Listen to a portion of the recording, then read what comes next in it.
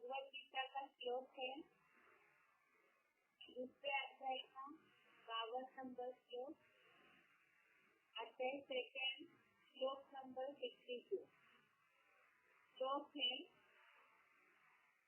यदा ते मोह कलिलम बुद्धिः व्यतिकरिष्यति तदा गन्तासि निर्वेदम्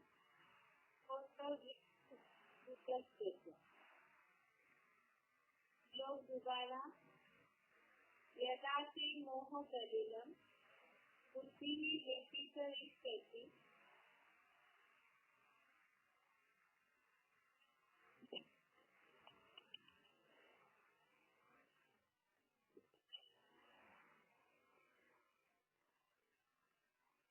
श्लोक दोबारा।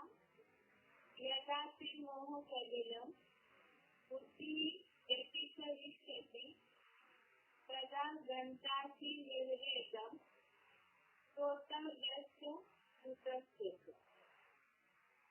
संधिविच्छेद श्लोक का, यदा ते मोह कलिलम बुद्धिः व्यतिकरिष्यति तदा गन्तासि निर्वेदम् श्रोतव्यस्य श्रुतस्य। संधिविच्छेद दोबारा। यदा ते मोह कलिलम बुद्धिः व्यतिकरिष्यति तदा गन्तासि निर्वेदम् श्रोतव्यस्य श्रुतस्य। अभी शब्दों का अर्थ देखते हैं। यदा ते अर्थात जब तेरी बुद्धि अर्थात बुद्धि श्रोतव्यस्य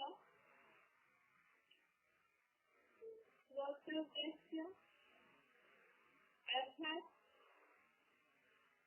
सुनी सुनाई श्रोतव्यस्य श्रुतस्य।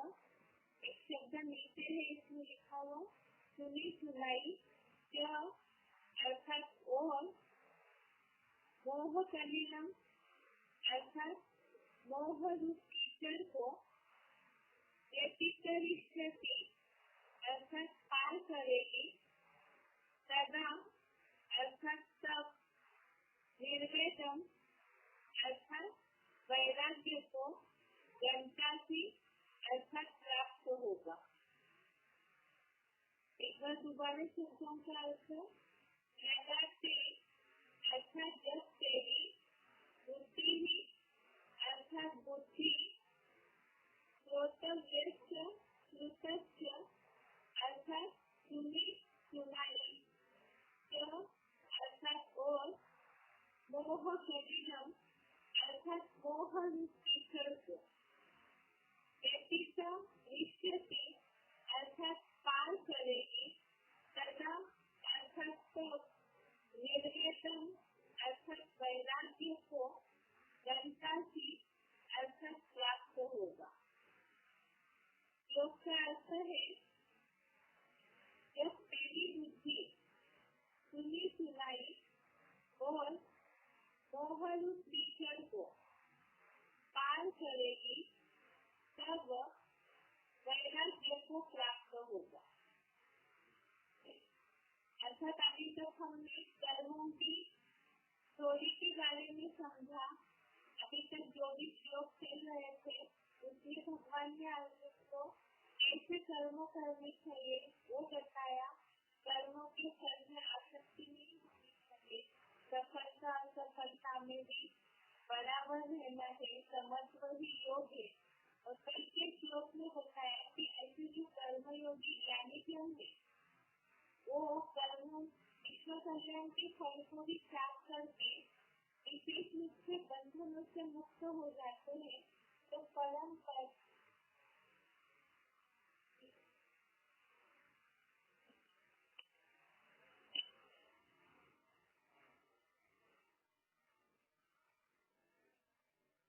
जब इस तरह से जीवन मुक्त अवस्था का अनुभव करेंगे तभी परम वैराग्य की अवस्था को प्राप्त होंगे।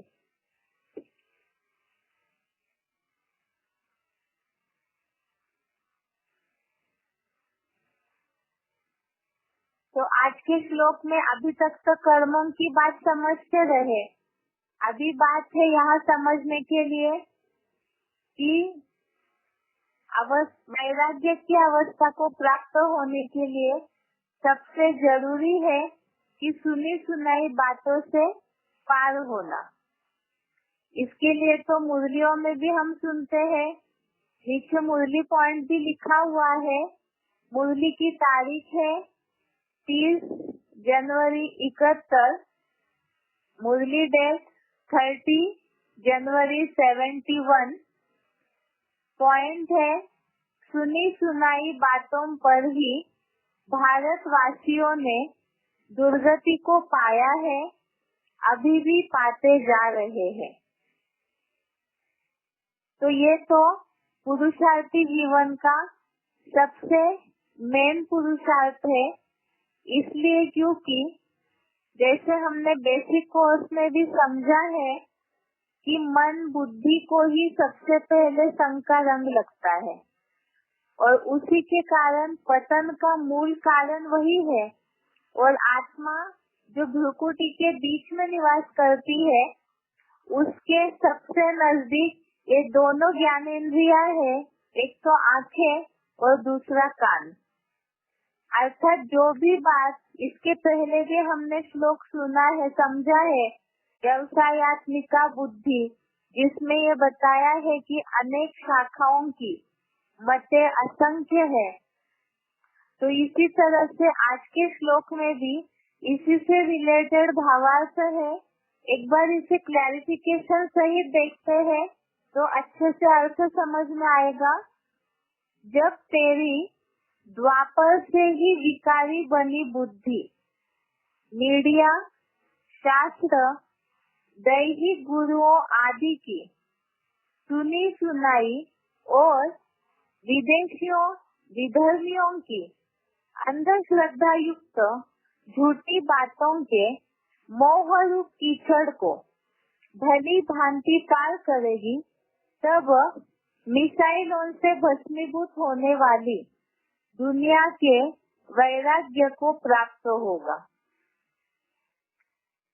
एक बार दोबारा अर्थ देखिए। जब तेरी द्वापर से ही विकारी बनी बुद्धि, मीडिया, शास्त्र, दैहिक गुरुओं आदि की सुनी सुनाई और विदेशी विधर्मियों की अंधश्रद्धा युक्त झूठी बातों के मोह रूप कीचड़ को भली भांति पार करेगी, तब मिसाइलों से भस्मीभूत होने वाली दुनिया के वैराग्य को प्राप्त होगा। इसमें जैसे व्यवसायत्मिका बुद्धि इस श्लोक में जो बातें समझाई है कि अनेक शाखाओं की मतें अनेक है, और मुरली में जिसके लिए शिव बाबा बोलते हैं एक श्रीमत से सदगति और बाकी अनेक मनुष्य गुरुओं के मत से दुर्गति होती है। यहाँ पर अर्जुन को ये सुनी सुनाई बातों की बात बताने की खास आवश्यकता क्यों है? यहाँ तो युद्ध की बात चल रही है। दुनिया वालों को इस बात को, इस श्लोक को लेकर के बात समझा सकते हैं, क्योंकि भक्ति मार्गीय जो भी गीता पाठी ब्राह्मण है वो तो यही समझते हैं कि कोई ऐसा हिंसक युद्ध हुआ है। लेकिन हिंसक युद्ध की बात में, युद्ध भूमि में यहाँ पर ये सुनी सुनाई बातों की अर्थात श्रोतव्यस्य श्रुतस्य इस तरह का जो शब्द प्रयोग किया है, तो युद्ध में ये बात बोलने की भगवान को, अर्जुन को समझाने की क्या आवश्यकता है? अर्थात ये वास्तव में कर्मों के क्षेत्र का युद्ध है। और ऐसे समय में कर्म करते समय जहाँ सब उलझे हुए हैं कर्मों की थ्योरी में, तो अच्छे कर्म हो, सत्कर्म कैसे करे या कर्मों के द्वारा सुख शांति की प्राप्ति कैसे हो, इस युद्ध में जीतने के लिए, सुख शांति प्राप्त करने के लिए ही मनुष्य ऐसे युद्ध के संघर्ष के समय कहीं न कहीं मार्गदर्शन चाहता है। और जब मार्गदर्शन की आवश्यकता से वो कहीं न कहीं भटकते हैं, और भटकने के कारण ही जहाँ अनेकों की मत में बुद्धि जाती है, तो वहाँ ही फिर वैराग्य के बदले और ही कहीं न कहीं अटक जाते हैं, जिसके लिए भावार्थ में शब्द बोला है मोह रूप कीचड़ को। मोह रूप कीचड़ को अर्थात जैसे मुरली में शिव बाबा बोलते हैं, या तो कहावत भी है कि मोह सकल व्याधि कर मूला, अर्थात मोह ही सारी व्याधियों का जड़ है। और यहाँ मोह रूप कीचड़ बोला है। जो भी पांच विकार है वो देह भान की जो मिट्टी है उससे निर्माण होते हैं। और ये कीचड़ अर्थात मोह रूप कीचड़ में अर्थात दलदल में बुद्धि फंस जाती है।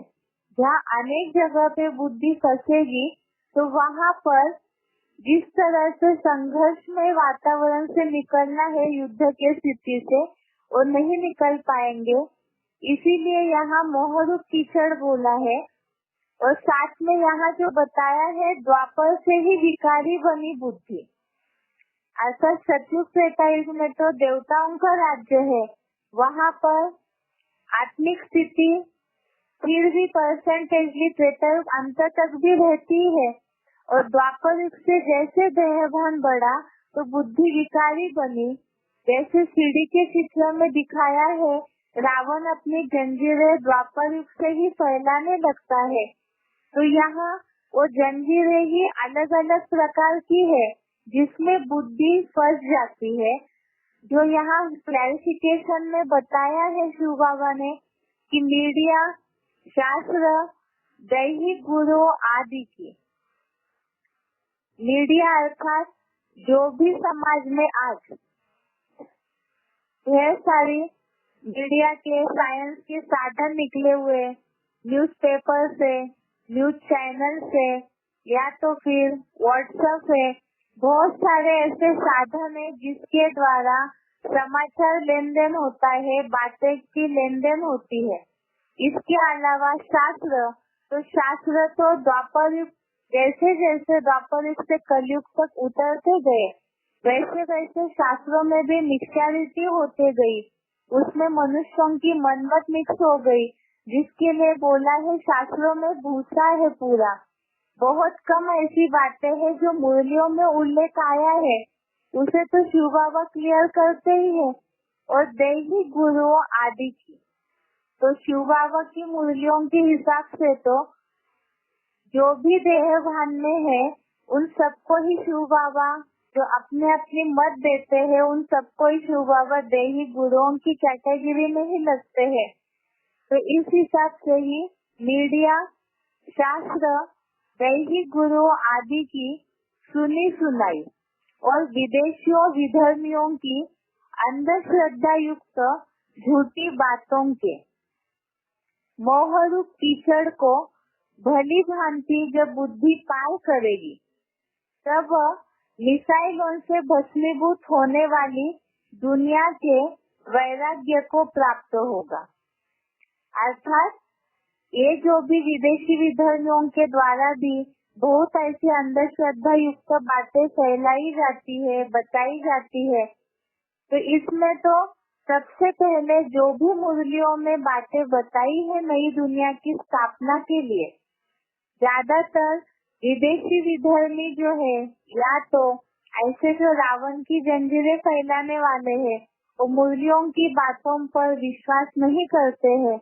तो उसी के कारण ही ढेर सारी ऐसी वैरायटी बातें फैलाते हैं, और इसके कारण उसके प्रभाव में जब आते हैं तो नई दुनिया की स्थापना या स्वर्ग की स्थापना के बारे में जो भी बातें मुरलियों में आती है उस पे विश्वास करना बंद कर देते हैं।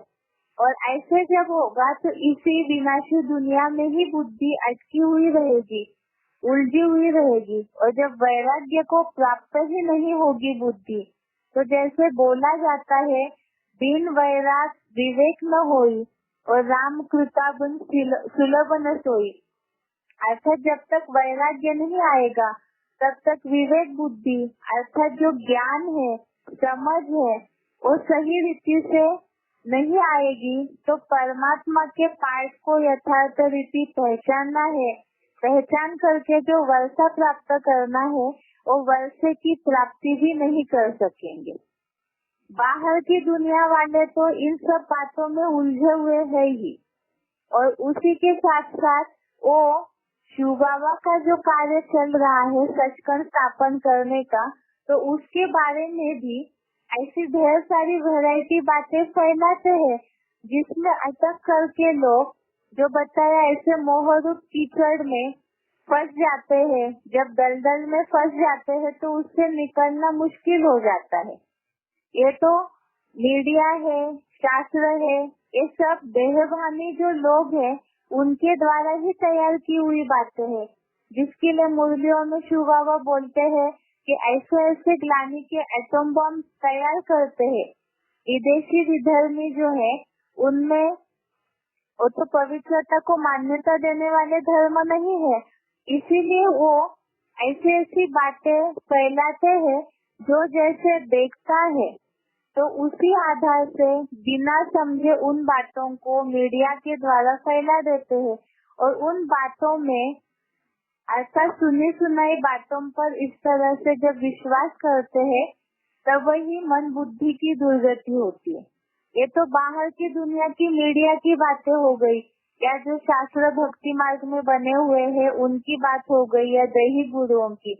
लेकिन ब्राह्मणों की दुनिया में भी अगर जैसे ज्ञान में चलने वाले जो भी है नंबरवार पुरुषार्थी, तो ये बात तो परसेंटेजली सभी समझते हैं कि मीडिया में बहुत ऐसी बातें हैं जो झूठी बातें फैलाई जाती है, शास्त्रों में भूसा है, ये सब बातें तो मुरलिया सुनते सुनते अब तक समझते आए हैं। लेकिन ब्राह्मणों की दुनिया में भी जो बेहद के मीडियाज है ऐसे ऐसी बातें फैलाते हैं। आजकल साइंस के साधन तो ऐसे निकले हैं, जैसे लौकिक दुनिया में या तो बाहर की दुनिया में जो एटम बम बनाते हैं, तो आजकल ऐसे सिस्टम बना है कि एक बार रिमोट दबाया तो बम विस्फोट होकर के उसका जो विषैला तत्व है बहुत दूर तक फैलता है, जिसके कारण अनेकों के जीवन को नुकसान पहुंच जाता है। ब्राह्मणों की दुनिया में यहाँ है अनिश्चय रूपी मौत, और यहाँ पर भी व्हाट्सएप के द्वारा या तो बहुत ऐसे साधन आजकल निकले हुए हैं जिसके द्वारा बस एक उंगली के इशारे पर ही ऐसी ऐसी बातें फैलाई जाती है, और उन बातों को देखने मात्र से ही, पढ़ने मात्र से ही, सुनने मात्र से ही, क्योंकि जैसे बॉम्ब का विषैला तत्व अगर थोड़ा भी किसी ने सूंघा तो जरूर जीवन प्रणाली पर उसका असर हो जाता है। इसी तरह से मुरलियों के बरखिलाफ जो रावण संप्रदाय की बातें है, अगर एक बार भी ऐसी ग्लानि भरी बातें या जो श्रीमत से मुरलियों से टैली न होने वाली बातें है, अगर वो एक बार भी पढ़ ली, कानों से सुन ली, तो उसका असर कहीं न कहीं संकल्पों पे जरूर होगा, अर्थात तो ग्लानि का विषैला तत्व असर जरूर करता है। इसीलिए बोला हुआ है कि यहाँ मोहरूप कीचड़ है, तो एक तो जिस दुनिया में, जिस समाज में, जिनके भी संपर्क में हम रहते हैं, तो वो भी कहीं न कहीं जंजीर में बुद्धि फंसी हुई रहती है। और ब्राह्मणों की दुनिया में तो यहाँ जो सोने की, हीरे की जंजीर बोला हुआ है, तो कई बार है तो सभी देहधारी धर्म गुरु ही, सभी अपने अपने हिसाब से मुरलियों की बातों को लेते हैं, और उन मुरलियों की ऐसी ऐसी बातें जिन्होंने जो समझा है उसी आधार से वो बातें अगर बुद्धि में जाती है, उसे टैली नहीं किया श्रीमत से, तो बुद्धि फंस जाएगी और फंसेगी देहभानियों के बीच में। तो जिस तरह वैराग्य को प्राप्त होना है वो भी नहीं होगा। तो ये भी एक कर्मों की थ्योरी है, जिसमें सुनने का कर्म तो किया और सुनी सुनाई बातों पे विश्वास भी किया, तो ऐसे विषैले तत्व कान में जाएंगे, संकल्पों पे असर करेंगे, तो पुरुषार्थी जीवन में दुर्गति होगी। जिस तरह से इस महाभारत युद्ध में पार होना चाहिए, तो वैसे पार नहीं कर पाएंगे। जो बोला है, पाना तो है जीवन मुक्ति का वर्षा, सदगति का वर्षा, लेकिन सुनी सुनाई बातों पे विश्वास करने के कारण दुर्गति को ही पाएंगे। जो मुरली पॉइंट लिखा हुआ है नीचे, सुनी सुनाई बातों पर ही भारतवासियों ने दुर्गति को पाया है, अभी भी पाते जा रहे हैं। जैसे सच्ची गीता खंड 1 में श्रीमद् के बहुत ऐसे पॉइंट्स दिए हुए हैं, जिसे पढ़ने से समझ में आएगा कि मुरलियों की बातों के अलावा और कहीं भी अगर बातें सुनते हैं, उन पे विश्वास कर लेते हैं, तो जिस तरह से इस दुनिया से वैराग आना चाहिए वो नहीं आएगा। इसीलिए ज्ञान में चलने वालों के लिए तो एक खास श्रीमत है और एक खास श्लोक है।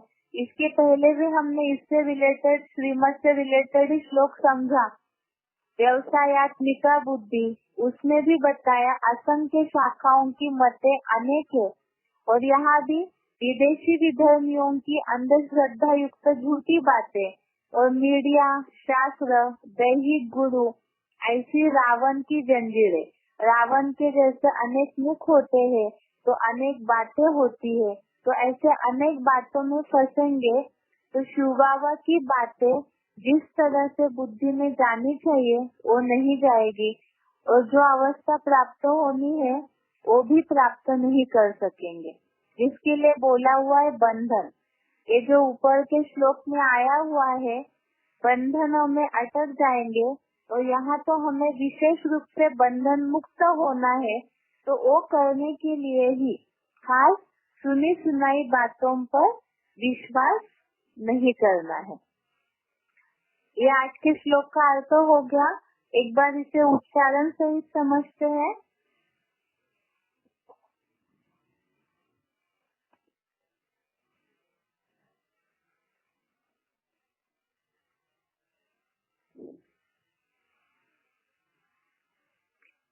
यदा ते मोहकलिलं बुद्धिर्व्यतितरिष्यति तदा गन्तासि निर्वेदं श्रोतव्यस्य श्रुतस्य च। जब तेरी द्वापुर से ही विकारी बनी बुद्धि मीडिया, शास्त्र, दैहिक गुरुओं आदि की सुनी सुनाई या विदेशियों विधर्मियों की अंधश्रद्धायुक्त झूठी बातों के मोह रूप कीचड़ को भली भांति पार करेगी, तब मिसाइलों से भस्मीभूत होने वाली दुनिया से वैराग्य को प्राप्त होगा। सुनी सुनाई बातों पर ही भारतवासियों ने दुर्गति को पाया है, अभी भी पाते जा रहे हैं। मुरली तारीख 30/1/71 पृष्ठ 4 आदि। यदा ते मोहकलिलं बुद्धिर्व्यतितरिष्यति तदा गन्तासि निर्वेदं श्रोतव्यस्य श्रुतस्य च। जब तेरी द्वापुर से ही विकारी बनी बुद्धि मीडिया, शास्त्र, दैहिक गुरुओं आदि की सुनी सुनाई या विदेशियों विधर्मियों की अंधश्रद्धायुक्त झूठी बातों के मोह रूप कीचड़ को भली भांति पार करेगी, तब मिसाइलों से भस्मीभूत होने वाली दुनिया के वैराग्य को प्राप्त होगा। सुनी सुनाई बातों पर ही भारतवासियों ने दुर्गति को पाया है, अभी भी पाते जा रहे हैं। मुरली तारीख 30/1/71 पृष्ठ 4 आदि।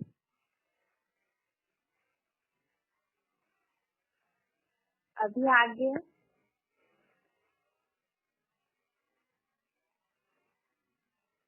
इसी श्लोक से सिलेक्टेड पॉइंट है। वार्तालाप नंबर 1457, डिस्कशन नंबर 1457।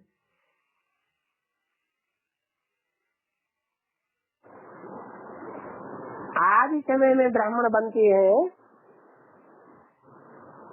चाहे देश में आए हो पूर्व जन्म में, और चाहे एडवांस में आए हो वर्तमान जन्म में, हमारी अवस्था विकर्मों अर्थात पाप कर्मों को जीतने की होती है या हारने की होती है? अच्छी अवस्था होती है। और फिर जैसे जैसे दुनिया वालों के संग के रंग में आते जाते हैं, संग का रंग लगता है या नहीं लगता है? लगता है। तो एक दूसरा के अंदर ताना फूसी करता है। वो कॉन्फ्रेंस बाद में चलती है या नहीं चलती है? हैं? चलती है। जिसके लिए बाबा ने बोला, भारतवासियों ने सुनी सुनाई बातों से दुर्गति पाई है। गीता में भी आया हुआ है, ऐसी स्टेज से जो पार कर जाता है, सदागंतात् निर्वेदम श्रोतव्यस्य श्रुतस्य च। सुनी सुनाई बातों से जिसको वैराग आ जाता है, ये सब झूठ बोलने वाले, हम किसी के चक्कर में आने वाले नहीं। एक शिव बाबा दूसरा न कोई।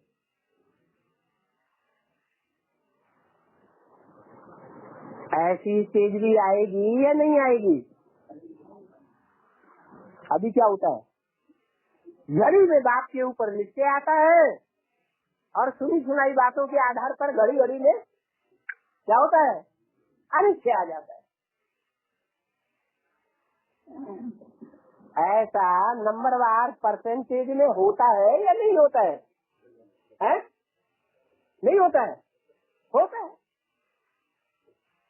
लेकिन ऐसी भी स्टेज आनी है अंत में, जबकि हम किसी की सुनी सुनाई बातों पर विश्वास नहीं करेंगे। जो शास्त्र में भी बोला हुआ है, सदगुरु निंदक ठाव न पावे।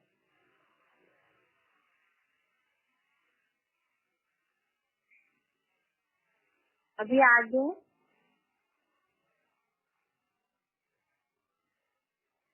बेसिक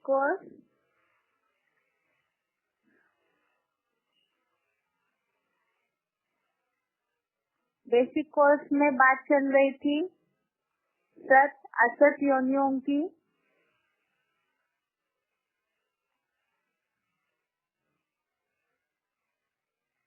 जो अभी तक हमने समझा है,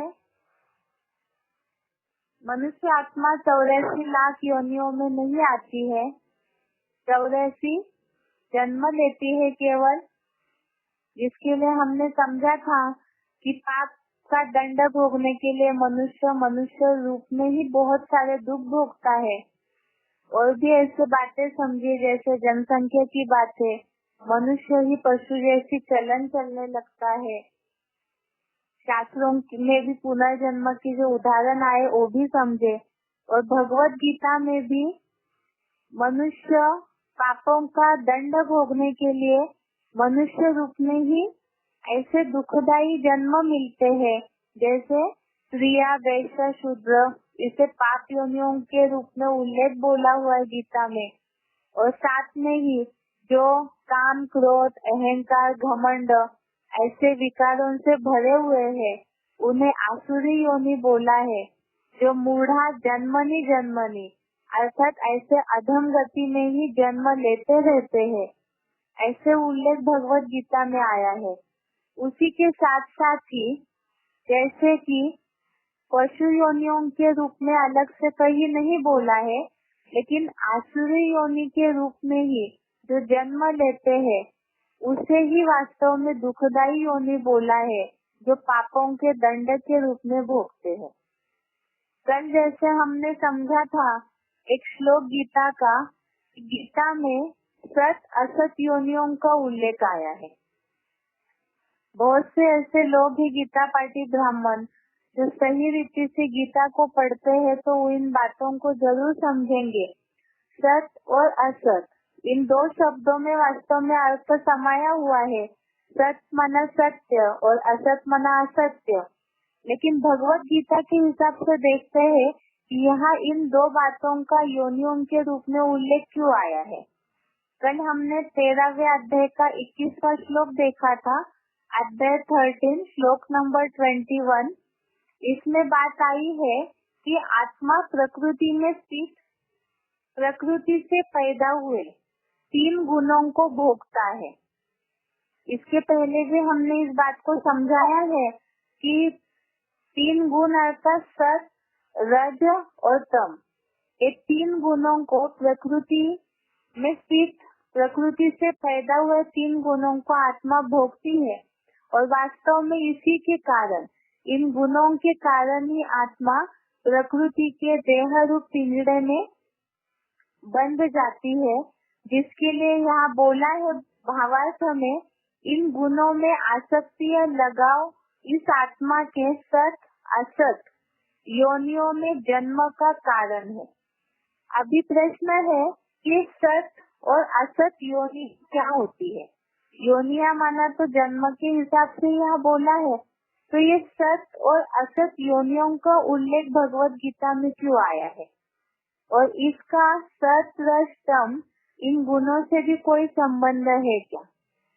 सबसे पहले तो हमने जैसे पाप कर्मों का दंड के रूप में जो 14वें अध्याय का 15वां श्लोक और 16वें अध्याय का 20वां श्लोक देखा, अध्याय 14 श्लोक नंबर 15 और अध्याय 16 श्लोक नंबर 20, इसमें तामसी गुण वाले मूर्ख लोग आसुरी योनि को पाते हैं ऐसे आया है, जिसमें क्रूर मनुष्य ऐसे भी शब्द आया था। अर्थात जैसे जानवर क्रूर होते हैं, हिंसक होते हैं, इसी तरह से जो तामसी गुण वाले हैं, जिनमें अहंकार, घमंड, क्रोध, काम ऐसे विकारी भाव पूरी तरह से भरे हुए हैं, तो ऐसे मूढ़ा जन्मनी अर्थात ऐसे लोग अधम गति को पाते हैं, आसुरी योनियों में जन्म लेते हैं। अब इसमें ये जो तामसी गुण वाले हैं वो आसुरी योनियों वाले हैं, तो इसका मतलब इसके उल्टा जो सात्विक गुण वाले हैं वो जरूर देव योनि वाले होने चाहिए। अब ये इसके लिए भी गीता में कोई उल्लेख आया है क्या? इससे पहले देखते हैं आसुरी योनियों की निशानियां भगवत गीता में बताई, तो देवता योनियों की अर्थात जो पुण्य करने वाले हैं, सात्विक गुण वाले हैं, तो उनकी भी निशानियां गीता में बताई होगी। तो वो निशानियां क्या है जिसके आधार से ही हम सत असत योनियों को समझ सकते हैं? गीता में शब्द आया हुआ है निर्मल लोक का। अभी हमें समझाना है सत योनियां होती क्या है। 14वें अध्याय का 14वां श्लोक देखिए, अध्याय 14 श्लोक नंबर 14। इसमें श्लोक है 14वें अध्याय का 14वां श्लोक देखिए, यदा सत्वे प्रवृद्धे तु प्रलयम याति देहभृत् तदा उत्तम विदाम लोकान अम्लान प्रतिपद्यते। श्लोक दोबारा देखिए, यदा सत्वे प्रवृद्धे तु प्रलयम याति देहभृत् तदा उत्तम विदाम लोकान अम्लान प्रतिपद्यते। अर्थात जब देहधारी सत्वगुण अति बढ़ने पर प्रलय कालीन महामृत्यु पाता है, तब तो पुरुषोत्तम को जानने वालों के निर्मल स्वर्गीय लोकों की देवताई पीढ़ियों में जन्म पाता है। जैसे भक्ति मार्गीय लोग स्वर्ग कहते हैं ऊपर है, यहाँ ये निर्मल लोक के रूप में जहाँ शब्दांकन आया है भगवत गीता में, और निर्मल लोक अर्थात ही स्वर्गीय लोक है, और ऐसे लोक में सत्वगुण बढ़ने पर जन्म पाता है ऐसे बताया है। अर्थात जहाँ सत योनियों की बात आई है, तो यहाँ पे सत्वगुण अति बढ़ने पर निर्मल लोकों को पाता है, अब ये निर्मल लोक क्या है? लोग जिसे कहते हैं वास्तव में कि स्वर्ग ऊपर है, जहाँ सूरज, चांद, सितारों से भी ऊपर कोई ऐसा लोक है जहाँ पर स्वर्ग है, ऐसे भक्ति मार्गीय लोग समझते हैं। अब ये समझने की बात है कि जब कोई शरीर छोड़ता है तब तो ये देह यहाँ ही नाश होता है और ऊपर आत्मा जाती है केवल, तो ऊपर इस तरह से कोई देवताई लोग कैसे हो सकता है? ये बातें हम आगे समझेंगे अगले टॉपिक में। यहाँ केवल बात है कि यहाँ सत असत योनियों को हमें समझाना है जिज्ञासुओं को। तो यहाँ निर्मल लोक स्वर्गीय लोकों में जन्म पाता है ऐसे बोला है। सत्व गुण वाले निर्मल लोक में जाते हैं। ये निर्मल लोक क्या है और कहाँ रहता है? गीता के ही 14वें अध्याय का 18वां श्लोक देखिए, अध्याय 14 श्लोक नंबर 18। 18वां श्लोक देखिए, श्लोक है ऊर्ध्वं गच्छन्ति सत्वस्ता मध्ये तिष्ठन्ति राजसः जघन्य गुण रुत्तिस्ता अधो गच्छन्ति तामसः। श्लोक दोबारा देखिए, श्लोक नंबर 18। ऊर्ध्वं गच्छन्ति सत्वस्ता मध्ये तिष्ठन्ति राजसः जघन्य गुण रुत्तिस्ता अधो गच्छन्ति तामसः। अर्थात यहाँ पर सभी का गुण अनुसार स्थान बता दिया है इस श्लोक में। भावार्थ में सत्व गुण में स्थित ऊपर जाते हैं। जहाँ निर्मल लोक की बात आई है कि निर्मल स्वर्गीय लोकों को पाता है, यहाँ सत्व गुण वाले जो बताया, सत्व गुण बढ़ने पर ऊपर के श्लोक में जो बात आई है, सत्व गुण बढ़ने पर निर्मल लोकों को पाता है। और यहाँ बताया है सत्व गुण में स्थित ऊपर जाते हैं, रजोगुणी मध्य में स्थित होते हैं और जघन्य गुण रुचियों में स्थित। जघन्य का अर्थ ब्रैकेट में दिया है, पापियों की हिंसावादी ऐसे गुण में रुचियों में जो स्थित होते हैं, और तामसी लोग अधोगति को जाते हैं। अधोगति को अर्थात हमने पहले भी देखा है, अधम गति, दुर्गति को पाते हैं। और यहाँ जैसे क्लैरिफिकेशन में अर्थ अच्छे से लिखा है, रौरव नरक की असहनीय यातनाओं में जाते हैं। अब यहाँ ये भी बात है कि क्लैरिफिकेशन सहित जो अर्थ है वो तो हम ज्ञान में चलने वाले अच्छी रीति से समझ सकते हैं, लेकिन हो सकता है कि बाहर की दुनिया वाले वो जो गीता पढ़ते हैं उसी हिसाब से समझेंगे। इसीलिए जब भी अर्थ समझाएंगे तो इसका जरूर ध्यान रखिए, जिज्ञासुओं को अर्थ समझाते समय जो बोल्ड वाला अर्थ है, जो ब्रैकेट में नहीं है, वैसा अर्थ ही समझाने का प्रयास करें पहले। और जब वो नहीं समझ पाते हैं तब क्लैरिफिकेशन सहित अर्थ समझाए, क्योंकि हो सकता है लोग इसमें बात उठाए कि ये तो आप लोगों का अपना क्लैरिफिकेशन है, लेकिन बाहर की जो गीताएं है उसमें भी इस तरह का उल्लेख आया हुआ रहता है। इसीलिए पहले जो शब्दशः अर्थ है उसी के आधार से जिज्ञासुओं को समझाए। तो जहाँ सत योनियों की बात चल रही थी, सत योनियों की बात के लिए जो बताया कि सत्व गुण बढ़ने पर निर्मल लोक को पाता है, और सत्व गुण बढ़ने वाले जो सत्व गुण में स्थित है वो ऊपर ऊंची स्थिति में जाते हैं, और जो तामसी लोग है अर्थात आसुरी लोग है वो अधोगति को जाते हैं।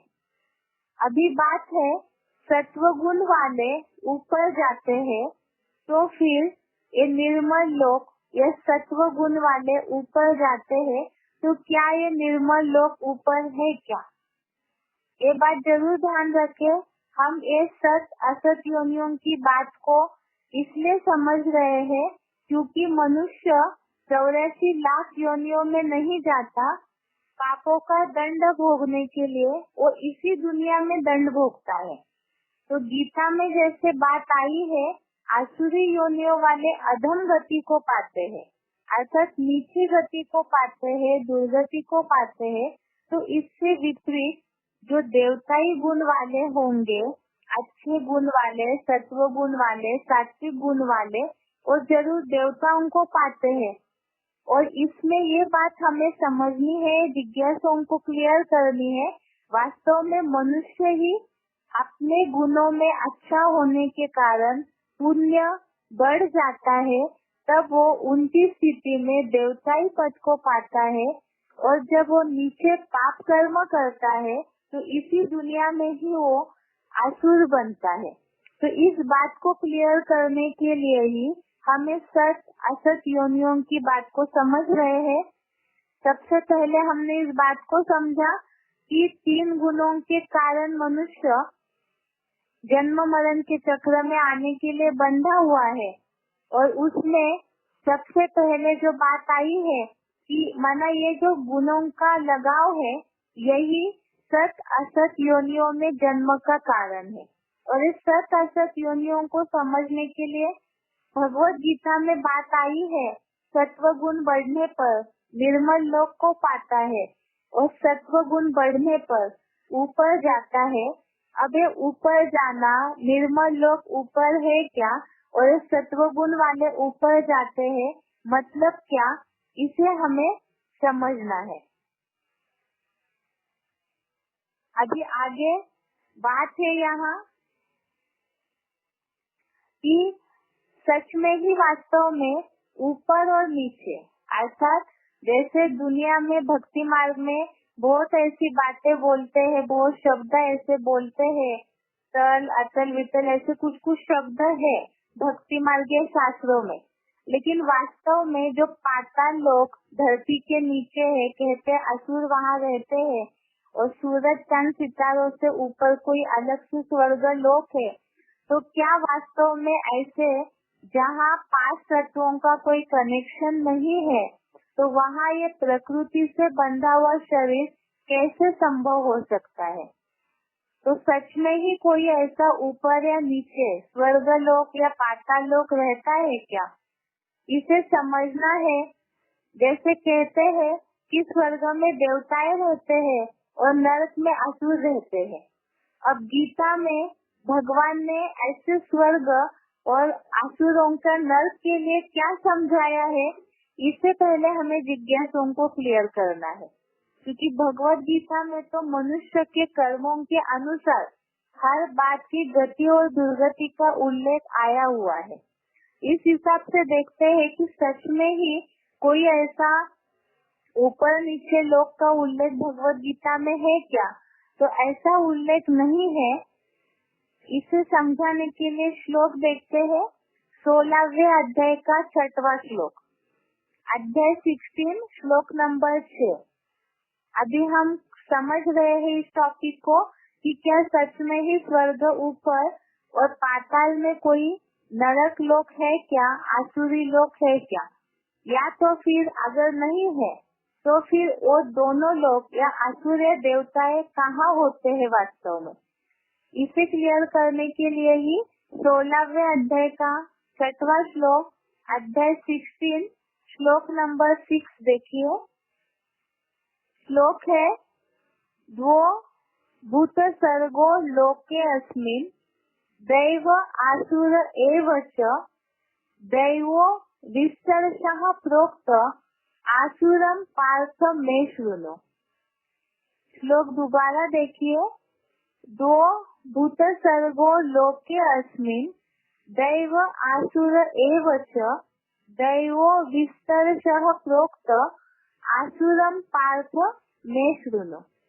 अर्थात हे पार्थ, इस दुनिया में प्राणियों की सृष्टि, यह शब्द आया है इस दुनिया में, अर्थात जहाँ भगवान अर्जुन को गीता ज्ञान समझा रहे हैं, उस पृथ्वी लोक की दुनिया की बात बताई कि इस दुनिया में प्राणियों की सृष्टि 2 प्रकार की ही है, देवताओं की और राक्षसों की। दैवी सृष्टि विस्तार से बताई गई, आसुरी सृष्टि मेरे से सुन। जैसे 16वें अध्याय के लिए इसके पहले भी बताया, दैवी संपदा के साथ जन्म लेने वाले और आसुरी संपदा के साथ जन्म लेने वाले दोनों की भी निशानियां 16वें अध्याय में बताई है। और उसी में ये बात आई है कि ये दोनों भी वास्तव में, ये प्राणी जो है, दोनों प्रकार के प्राणी इसी सृष्टि पर जन्म लेते हैं। इसीलिए यहाँ बताया देवताओं की और राक्षसों की, दो ही प्रकार की प्राणियों की सृष्टि इस दुनिया में है। तो इस श्लोक से ही ये बात सिद्ध होती है कि वास्तव में अलग से कोई देवताएं ऊपर है और राक्षस कोई नीचे धरातल में, कोई पाताल लोक धरनी के नीचे है, ये बात नहीं है। इसमें ही ये बात आई कि ऊपर या नीचे कोई दूसरा लोग नहीं होता है। यहाँ पर ही सत्व गुण वाले ऊपर और तमोगुण वाले नीचे जाते हैं। इसका और अच्छी तरह से अर्थ हम भगवत गीता के आधार से ही जिज्ञासुओं को क्लियर करेंगे कि ऊपर और नीचे वास्तव में ये सूरज चांद सितारों से ऊपर और धरनी के नीचे की बात नहीं है, बल्कि यहाँ ऊंची और नीची स्टेज की बात है। अब जिज्ञासुओं को ये बात तो समझ में नहीं आएगी, ये ऊंची और नीची स्टेज होती क्या है। वैसे तो जो दैनंदिनी भाषा है बोलचाल की, उसमें लोग ये समझते हैं कि विचारों से कोई नीचे गिरता है तो वो नीचे है, और विचारों से जो ऊंचा है, जो चलन से ऊंचा है, कर्मों से जो ऊंचा है, तो ऊंची स्थिति वाला है।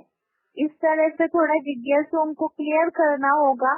और यही बात को जो देवताएं ऊंची स्थिति वाले और असुर अधम गति वाले, दुर्गति वाले, नीची स्थिति वाले हैं, वो कैसे है, इसे हम श्लोक के आधार से ही समझते हैं। सबसे पहले 16वें अध्याय का 20वां श्लोक, अध्याय 16 श्लोक नंबर 20। अध्याय 16 श्लोक नंबर 20 देखिए।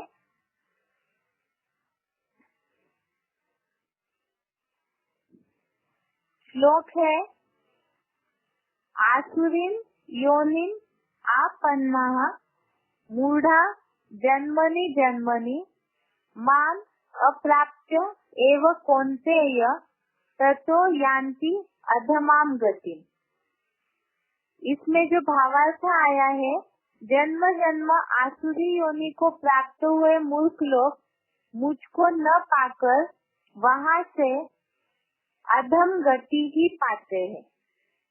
अर्थात जैसे इसके पहले हमने 16वें अध्याय के ही आसुरी योनियों की निशानी वाले श्लोक देखे थे, जिसमें ये बातें आई थी कि जो अहंकार, घमंड, क्रोध ऐसे जो भी है अवगुणों वाले, तो वो सारे ही द्वेष वाले हैं, मुझ योग ऊर्जा का विद्वेष करने वाले हैं। और ऐसे जो द्वेष करने वाले हैं वो आसुरी योनियों में जन्म लेते हैं। और ऐसे आसुरी योनि को प्राप्त हुए जो मूर्ख लोग हैं, वो अधम गति को, अर्थात अति दुखों की अधम गति को ही पाते हैं।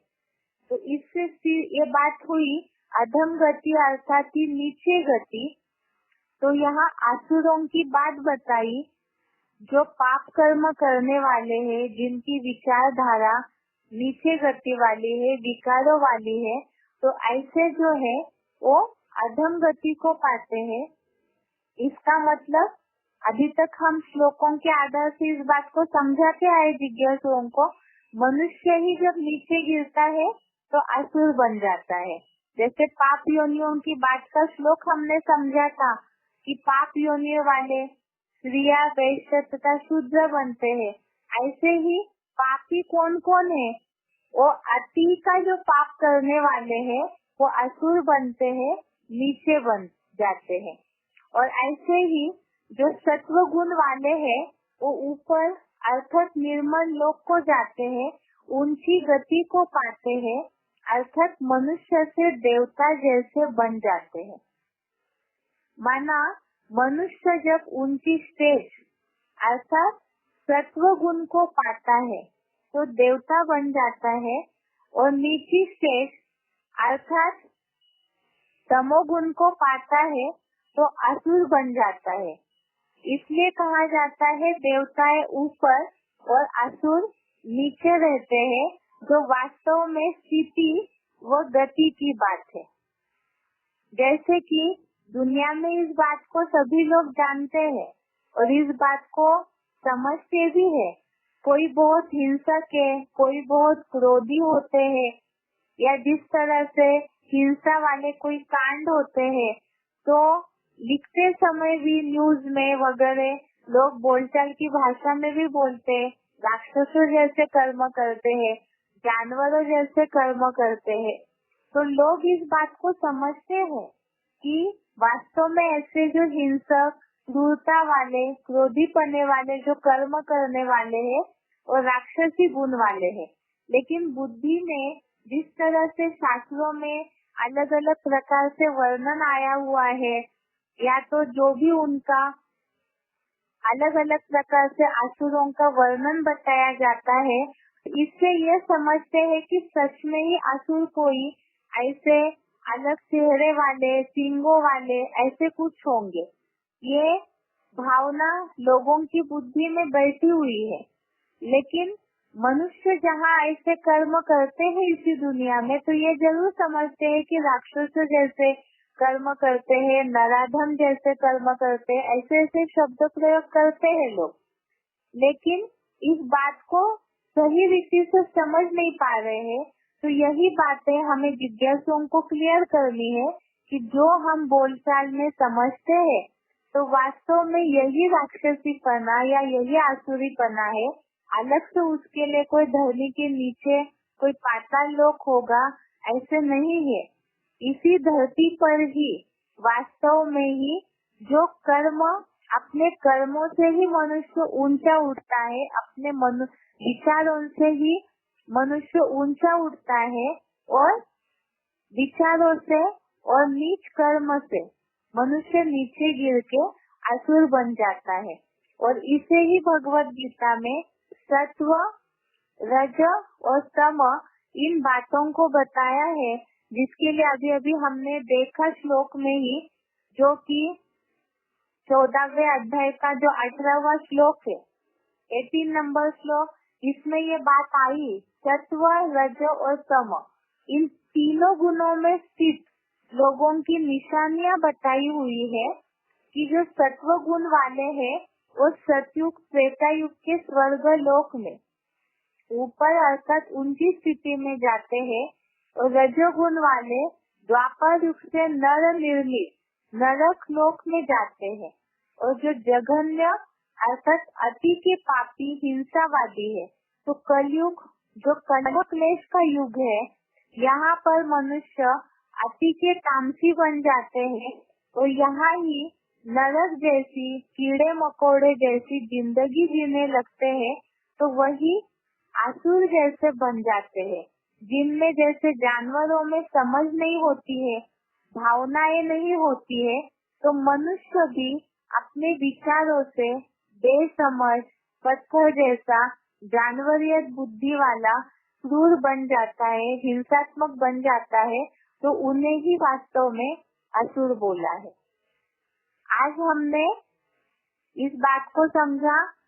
टॉपिक में बात चल रही थी कि 84 लाख योनियों में वास्तव में जाने की आवश्यकता नहीं है। इसे हमने भगवत गीता के आधार से अभी तक समझा कि पापों का दंड मनुष्य रूप में ही पाप योनियों के रूप में मिलता है, और पाप योनियों के लिए गीता में पिछले हफ्ते हमने समझा था कि अहंकार, घमंड, क्रोध जो भी 5 विकारों से भरपूर है, तो वो परमात्मा की योग ऊर्जा का विद्वेष करने वाले हैं। और ऐसे जो विद्वेष करने वाले हैं उनके लिए बताया वो आसुरी योनियों को पाते हैं, और ऐसे आसुरी योनियों वाले अधम गति को पाते हैं, दुर्गति को पाते हैं। ये तो हमने गीता के आधार से समझा। कि मनुष्य ही वास्तव में पाप योनियों के रूप में असुर या राक्षस बन जाते हैं।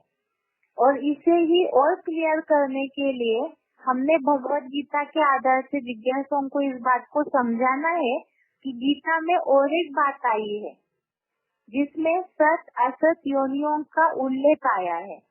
84 लाख योनियों में जाने की आवश्यकता नहीं है, बल्कि मनुष्य यहाँ अपने कर्मों के अनुसार सत और असत योनियों को प्राप्त करता है। कैसे?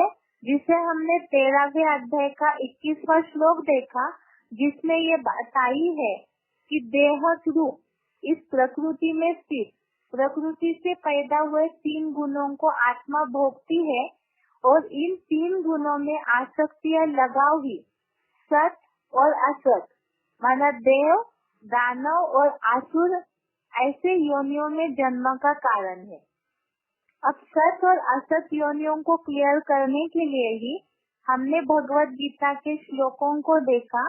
14वें अध्याय का 14वां श्लोक, इसमें ये बताई है कि सत्व गुण अति बढ़ने पर प्रलय कालीन महामृत्यु को पाता है और पुरुषोत्तम को जानने वाला निर्मल स्वर्गीय लोकों की पीढ़ी में जन्म लेता है। और ये निर्मल लोक क्या है, जिसके लिए ही और आगे क्लियर करने के लिए बात आई 18वें श्लोक में कि सत्व गुण में स्थित ऊपर उनकी स्थिति में जाते हैं और जो तामसी लोग हैं वो अधोगति को पाते हैं। इसी से ये बात सिद्ध हो गई, सत्व गुण वाले ऊपर जाते हैं और तमोगुण वाले अधोगति को आसुर योनियों को नीचे जाते हैं या तो दुर्गति को पाते हैं। अभी ये बात को हमें क्लियर करना है जिज्ञासुओं को कि ये सत्व गुण वाले निर्मल लोक को पाते हैं, ऊपर जाते हैं, मतलब क्या, और आसुर योनि वाले अधोगति को पाते हैं, नीचे जाते हैं, मतलब क्या। तो दुनिया में जो मान्यता है स्वर्ग ऊपर है और नरक नीचे है, इस बात को हमें क्लियर करना है जिज्ञासुओं को कि वास्तव में ऐसे कोई ऊपर या नीचे पृथ्वी के अलावा कोई अलग से लोक नहीं होता है, सब कुछ यहाँ पृथ्वी पर ही होता है। इस बात को भगवत गीता के आधार से ही क्लियर किया है, जो 16वें अध्याय का 6वां श्लोक है, अध्याय 16 श्लोक नंबर 6। इसमें ये बात आई है जो आया है 2 भूत सर्गो लोक के अस्मिन्। इस श्लोक में ये बात आई है, इस दुनिया में प्राणियों की सृष्टि 2 प्रकार की है, देवताओं की और राक्षसों की। तो इस दुनिया में ये जो बात आई है, अर्थात भगवान जहाँ अर्जुन को गीता सुना रहे हैं कलयुग के अंत में, तो उस दुनिया में प्राणियों की 2 ही प्रकार की सृष्टि है, एक तो देवताओं की और दूसरी राक्षसों की। तो इसी से सिद्ध हुआ कि इसी दुनिया में ही दोनों भी है। तो वो कैसे, अर्थात जैसे सत्वगुण बढ़ने पर ऊपर जाता है, अर्थात अपने कर्म, सत्वगुण बढ़ना अर्थात अच्छे कर्मों के आधार से, अपने अच्छे विचारों के आधार से मनुष्य ऊपर उठता है तो देवताई पद आता है, और जब नीचे गिरता है कर्मों से हिंसात्मक बन जाता है तो आसुर या राक्षस बनता है। तो अलग से कोई लोक नहीं है वास्तव में, वो दोनों भी इसी दुनिया की बातें हैं, जिसके लिए हमने समझा है कि ऐसे नीच कर्म करने वाले अधम गति को पाते हैं, तो उससे उल्टा अच्छे कर्म करने वाले परम गति को, श्रेष्ठ गति को पाते हैं। तो आज इस बात को क्लियर किया कि अलग से कोई जानवर योनियों में जाने की आवश्यकता नहीं है, इसी दुनिया में पाप का भी दंड मिल जाता है आसुर राक्षस बन के, और पुण्य का भी पद प्राप्त होता है देवताई पद के रूप में। अभी इस बात को जिज्ञासुओं को हमें क्लियर करना है आगे। जैसे साइंस ने भी इस बात को सिद्ध किया है कि पृथ्वी में ही ऐसी जगह है जैसे उत्तर ध्रुव और दक्षिण ध्रुव, जहाँ पर प्राणियों की सृष्टि पनप नहीं सकती है। सूर्य से उचित दूरी जहाँ पर है वहाँ ही जीवन हो सकता है, संभव है। तो इसी के आधार से, साइंस के आधार से भी हम इस बात को क्लियर करेंगे कि वास्तव में जब पृथ्वी पर ही ऐसी स्थिति है तो और ग्रह उपग्रह पर जीवन संभव ही नहीं है। और उसके ऊपर इतना बड़ा जो देह का, जिसे शिव बाबा बोलते हैं कि देह इतना भारी है, इसमें मिट्टी का भारीपन है, तो ये जो दुम्ब है देह की, ये ऊपर कैसे हो सकती है। तो इसीलिए ही ये सारी बातों को क्लियर करने के लिए कल समझते हैं हम। आज के लिए यहाँ तक ही। ओम शांति।